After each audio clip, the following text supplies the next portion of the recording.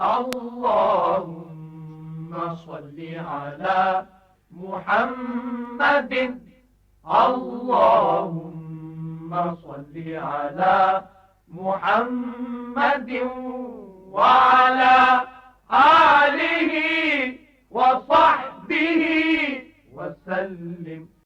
وعلیکم السلام ورحمۃ اللہ وبرکاتہ۔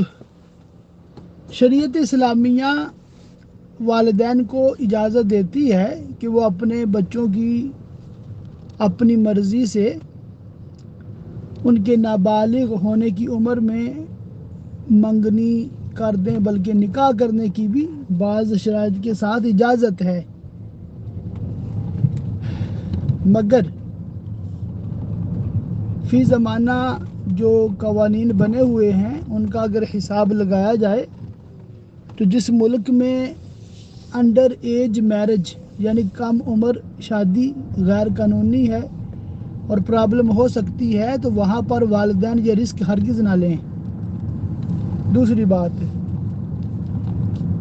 یہ جو نکاح والدین نے چھوٹی عمر میں کر دیا، اس نکاح کو توڑنے کا حق لڑکے یا لڑکی کو ہوتا ہے۔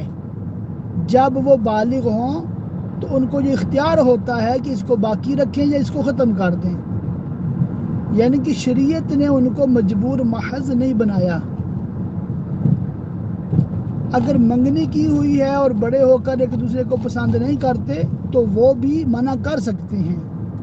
اور شادی کے معاملے میں والدین کہیں اور چاہتے ہیں، اولاد کہیں اور چاہتی ہے یا فی الحال کہیں بھی نہیں چاہتی، تو اولاد اگر والدین کو منع کرتی ہے، یہ عرض کرتی ہے کہ میں نے اس کے ساتھ شادی نہیں کرنی، تو یہ نافرمانی نہیں ہے، والدین کی بالکل بھی نافرمانی نہیں ہے۔